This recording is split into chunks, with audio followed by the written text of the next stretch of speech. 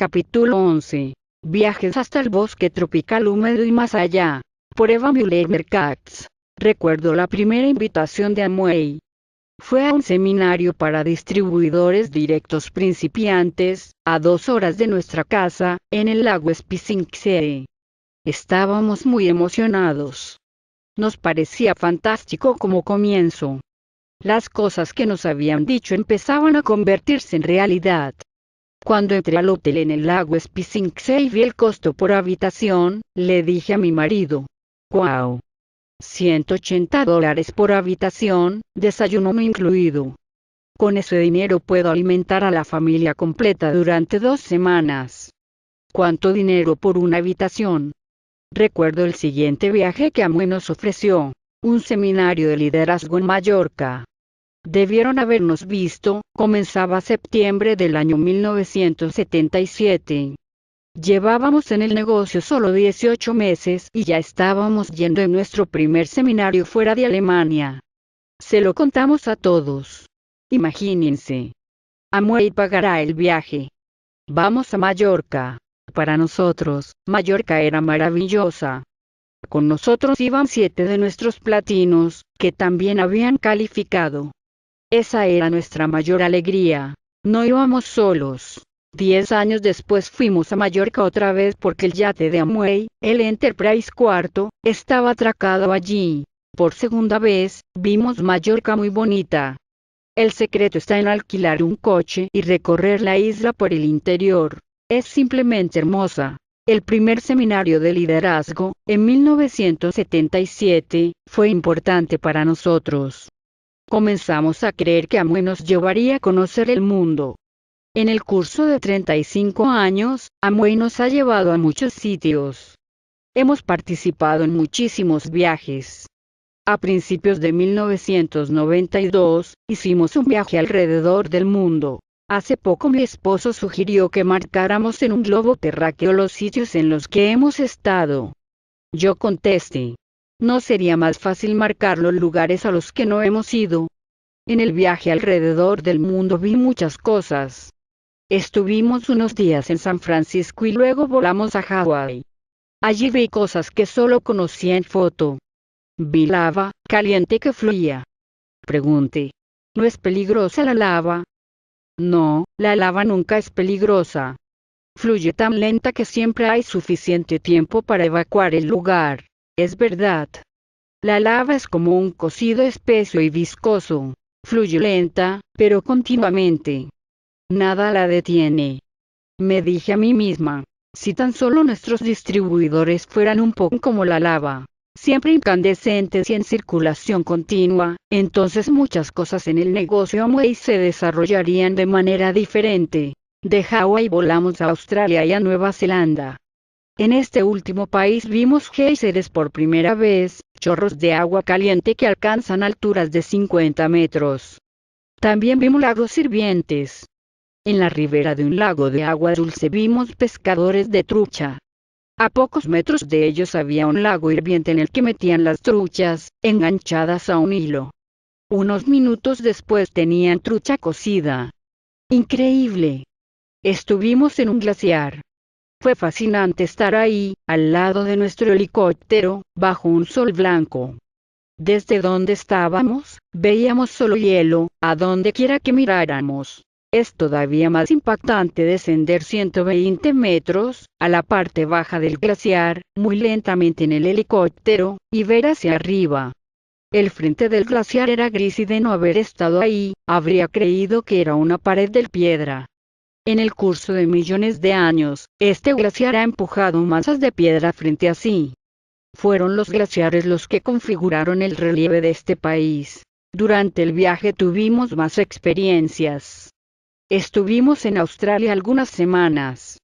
Es enorme, con solo 17 millones de habitantes. En Australia, Amway ha funcionado durante 40 años, todo el mundo sabe que es Amway.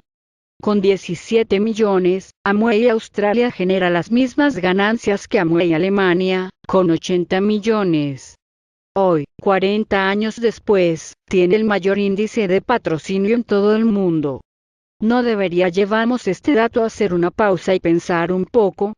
Amway Australia nos trató bien.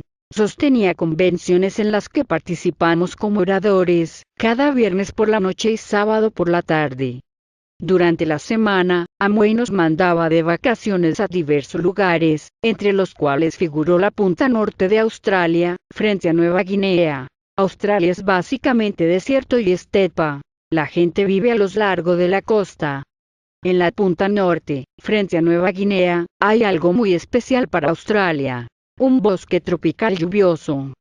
No pequeño, mide 18 kilómetros de ancho y 3.000 kilómetros de largo en esta península.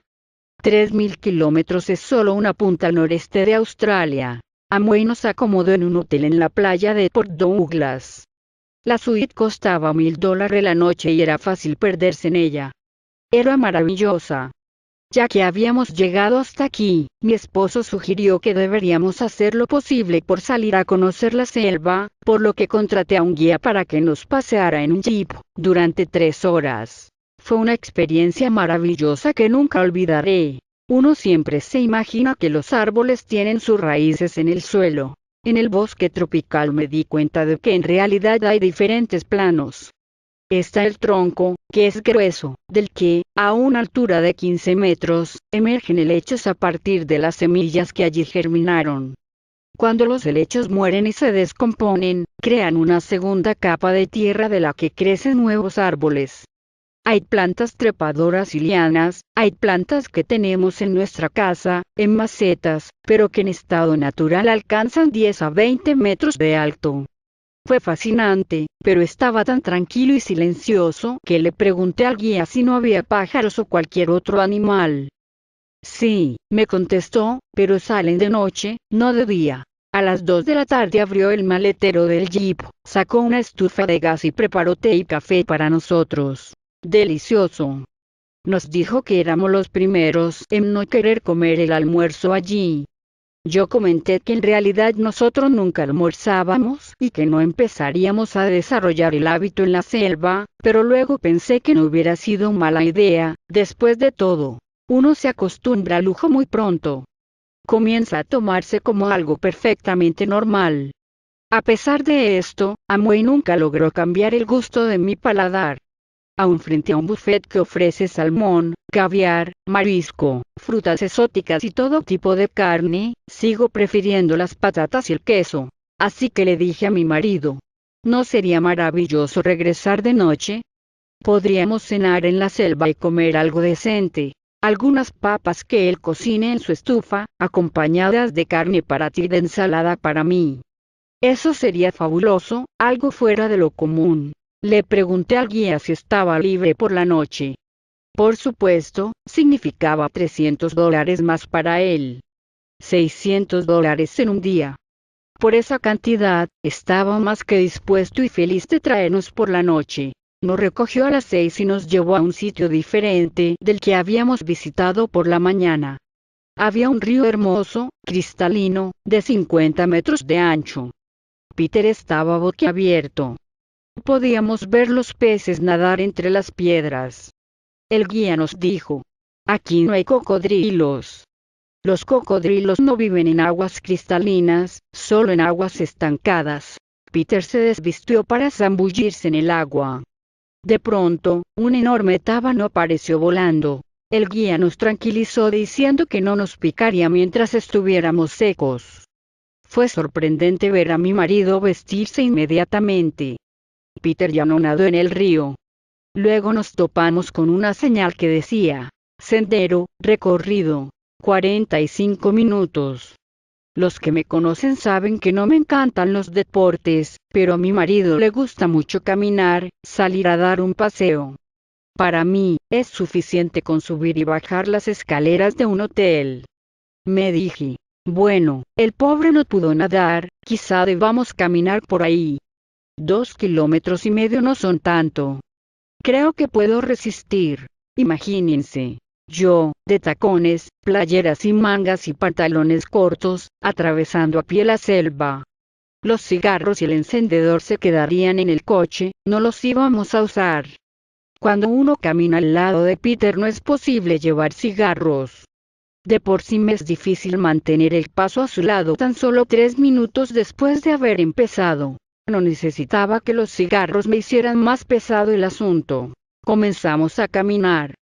El sendero estaba perfectamente señalado, no había forma de perderse. Era fácil caminar, hasta que al guía se le ocurrió tomar un atajo. Entonces, nos perdimos. Nos llevó a un arroyo. Era todo un reto tratar de caminar sobre las piedras con mis tacones, pero mi marido me sostenía en su mano, lo que hacía el esfuerzo menos problemático. Lo que pasó después fue fascinante. Nunca me di cuenta de a qué hora se puso el sol. En Alemania, sí me percato de cuando comienza el atardecer y el sol, lentamente, desaparece. En Australia, no hubo atardecer. Parecía como si el sol se hubiera dejado caer entre los árboles y ya no estaba más. Como si alguien hubiera apagado la luz. Estaba completamente oscuro. Mi esposo seguía sosteniendo mi mano. No podíamos vernos la cara el uno al otro. Le pregunté al guía: ¿qué haremos ahora? Esperaremos a que salga la luna. ¿A qué hora sale la luna? Como a las 11. Todavía no daban las 8 de la noche. El guía creyó que era mejor que nos saliéramos del cauce del arroyo porque podía ser peligroso permanecer ahí. Podía haber animales que nos picaran u otras criaturas dentro o alrededor del agua. Fantástico. Ahí estábamos los tres sentados en la ribera del arroyo. Peter sacó sus 3 últimos cigarros y nos los repartimos. Uno para el guía, otro para mi marido y el tercero para mí. Esperamos a que saliera la luna. Dieron las 11, nada de luna. Las 11:30, nada. La medianoche, nada todavía. 2:30, comenzó a clarear, ya podía ver la cara de mi marido. A la 1 podía ver las piedras que estaban en el cauce del río. A esa hora, los tres comenzamos a caminar otra vez por el medio del río de 10 metros de ancho, tratando de pisar las mismas piedras que nos habían llevado hasta donde estábamos. Nada fácil. De hecho, imposible, por lo que terminamos en un punto completamente diferente del punto del que habíamos partido en la orilla opuesta. Todo había sido una estupidez nuestra. Debimos haber previsto que iba a pasar del otro lado. No había grandes árboles en el cauce del río ni en las riberas. 30 metros sin árboles era como una isla a la que llega la luz de la luna, pero tan pronto llegamos a la parte poblada de árboles, la luz desapareció. Estaba tan oscuro como en el otro lado. ¿Ahora qué? Le pregunté al guía. Ahora esperaremos a que salga el sol. Ya ni siquiera pregunté a qué hora saldría el sol. Nos sentamos los tres en un tronco caído. Habíamos abandonado la idea de seguir caminando poco después de que me quedé atrapada entre plantas trepadoras de las que no podía librarme y solo lo logré con ayuda de mi marido, después de muchas dificultades. Así que ahí estábamos los tres, el guía, mi marido y yo, sentados en un tronco. El guía nos dio unos palos largos y dejó de ser gracioso. A estas alturas yo ya había perdido mi sentido del humor. El guía nos dijo que las serpientes australianas son las más venenosas del mundo, pero que no gustan de las vibraciones. Por ello comenzamos a golpear rítmicamente el suelo con las varas, al tiempo que tratábamos de desprendernos las sanguijuelas que se nos habían adherido y de ahuyentar los insectos que buscaban continuamente descender sobre nosotros. Nos mantuvimos ocupados. Podíamos retirar las sanguijuelas solo con cigarros encendidos. Se adhieren a la carne hasta que están llenas, entonces se desprenden solas, pero llegan nuevas. No era divertido. En algún momento, uno comienza a tener alucinaciones. Escuchábamos los gritos de la jungla. Realmente está viva por la noche. Aparecieron los pájaros, los jabalíes, más insectos. Todo cobra vida por la noche. Al principio teníamos confianza de que todo iba a salir bien.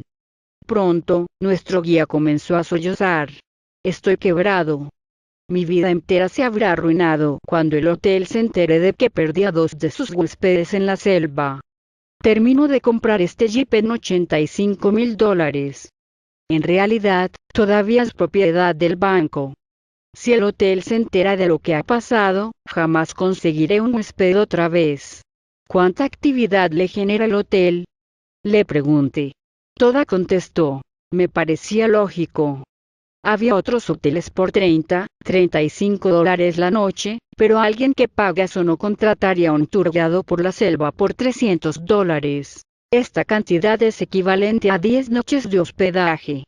En consecuencia, nuestro hotel era la única posibilidad de contar con huéspedes dispuestos a pagar un paseo así, en su jeep, y ciertamente el hotel ya no le mandaría ninguno cuando se enterara que se había perdido con 2 huéspedes en la selva.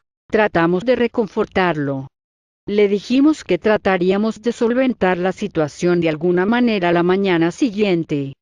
Una vez que lo tranquilizamos, comenzamos a pensar, ¿cómo saldremos de aquí? Nos dimos cuenta de que el guía no tenía idea de cómo sacarnos de aquí. Yo pensé, ¿cómo saldremos?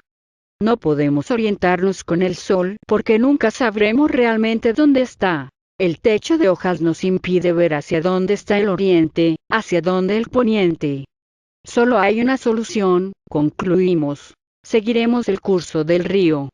Nos llevará hasta el mar. Aunque sabíamos que habría partes de la ribera con desfiladeros de 100 metros de altura, que no podríamos trepar ni pasar por ellos, también sabíamos que si nos manteníamos cerca del río, tendríamos la posibilidad de llegar al mar. Me dije, mañana a las 10 de la mañana vendrá una limusina a buscarnos para llevarnos al aeropuerto. Cuando se percaten de que no estamos en el hotel, comenzarán las investigaciones. Quizá lleguen al punto donde empezamos el tour, quizá manden a un helicóptero a sobrevolar el curso del río. Fuera de esa zona no tendría sentido. Si nos mantenemos en la ribera o cerca, tendremos la posibilidad de que nos vean. Sin embargo, durante la noche no teníamos la certeza de que saldríamos de la selva con vida. Comenzamos a reflexionar. ¿Cómo ha sido nuestra vida en los últimos 16 años? ¿Qué hemos hecho de importancia? Esa noche comprendí por primera vez el verdadero significado del negocio Amway. Mi esposo y yo teníamos seguros de vida increíblemente altos, pero yo estaba segura de que la compañía de seguros no pagaría, ni siquiera en los siguientes 5 años, pues ¿quién nos declararía muertos? Eso llevaría mucho tiempo. Nadie haría el esfuerzo por buscar nuestros cuerpos. Pensé en otra cosa. Si no hubiéramos firmado nuestra solicitud en 1976 y nos hubiéramos quedado en la universidad, hubiéramos encontrado un verdadero trabajo, aun cuando hubiéramos llegado a un alto nivel en la mesa directiva de algún banco alemán y hubiéramos logrado un ingreso de 800.000 euros. ¿Qué habría pasado si no lográbamos salir de la selva con vida? Ya no pagarían nuestro salario desde ese día. Si hubiéramos tenido el capital para empezar un negocio de verdad como la mueblería que había yo pensado, ¿seguiría existiendo ese negocio aún en nuestra ausencia? No lo creo. Más bien dejaría de generar ganancias muy pronto. Fui consciente de las ventajas que realmente ofrece el negocio Amway. Pensé en mi hermano mayor, 2 años mayor que yo, más inteligente que yo. Después de todo, él es hombre. Tiene un verdadero negocio. Una fábrica de muebles que produce sillas de oficina. Actualmente, mi hermano está construyendo plantas de fabricación de sillas, por un valor de 10 millones de euros. Mi madre ya no puede dormir. Cada noche reza, Dios mío, por favor, haz que esto funcione. Permite que Michael genere suficientes ganancias. Entiendo muy bien a mi madre. Mi hermano Michael tiene al banco colgado de su cuello. Al final de cada año, le cobra 720.000 euros solo en intereses. Nosotros no tenemos un verdadero negocio. Lo único que tenemos es el negocio Amway. Yo llevo cada año 2 millones al banco y cada año me reciben con alfombra roja porque se los doy para que los puedan invertir. Esa noche pensé en mi padre, que también tiene una hermosa fábrica de sillas. Comenzó su negocio después de la guerra y llegó a construir una fábrica. Al principio, empleaba solo 56 técnicos en ingeniería y formaba personal que se dedicaba solo a operar máquinas. Metían madera por un extremo y por el otro salían sillas empacadas. Todo era automático. Solo requería gente que operara las máquinas. Yo viví como los almacenes de mi padre crecieron hasta saturarse, viví que alquilaron graneros porque los almacenes eran insuficientes. Pero en 1976, el gusto cambió. La gente ya no quería sillas de madera, quería sillas de cromo, plástico, etcétera. Etcétera. Así, las sólidas sillas de madera de mi padre ya no encontraban un lugar en el mercado. Esa noche recordé una carta que mi padre recibió un viernes, de parte del banco, y que hablaba sobre los créditos que le habían otorgado y que debían ser liquidados el lunes. Esa noche, en ese tronco en medio de la selva, recordé el sábado en que mi padre supo que un amigo suyo, que había recibido una carta de la misma naturaleza, se había dado un tiro la noche anterior. Recuerdo a mi padre declarándose en bancarrota el lunes temprano. El gusto había cambiado y mi padre estaba ahí, impotente. Esa noche pensé, ¿puede uno cometer decisiones equivocadas en mi negocio? Incluso si compro 100 o 200 paquetes especiales de oferta y los guardo porque soy muy perezosa para ir a buscar clientes, los puedo usar en mi casa. ¿Fue una mala decisión? No es posible tomar malas decisiones. Muchos tienen miedo de la inestabilidad económica en caso de montar su propio negocio. Hoy, el gusto es así, mañana será de otra manera. Mas no importa si hay desempleo o si desaparece, siempre será necesario limpiar. Por eso, mis productos siempre se venderán. Si mi esposo y yo no logramos salir de esta selva, nuestro negocio Amway está hecho sobre la base de muchas pequeñas ganancias a partir de muchos pequeños productos que todo el mundo necesita una y otra vez. Tenemos un negocio que es estable, un negocio que siempre generará un ingreso que llegará, mes tras mes, sin importar si morimos o vivimos. Nuestro negocio se hereda. Nuestros hijos y nuestros nietos podrán vivir de este negocio. Esto nos daba seguridad mientras estábamos ahí, en la selva, golpeando el suelo rítmicamente con nuestros palitos y ahuyentando los insectos. Saber que en los últimos 16 años habíamos hecho algo sustancial y que no tendríamos que preocuparnos por quienes habíamos dejado en casa. Alrededor de las 4, el guía nos dijo: la única posibilidad de salir de aquí es que un aborigen nos encuentre. Yo pensé, ¿de dónde supone este hombre que saldrá un aborigen para salvarnos? Poco después comencé a tener alucinaciones. Brillantes gusanos que comenzaban muy pequeños y luego crecían y crecían hasta hacerse grandes.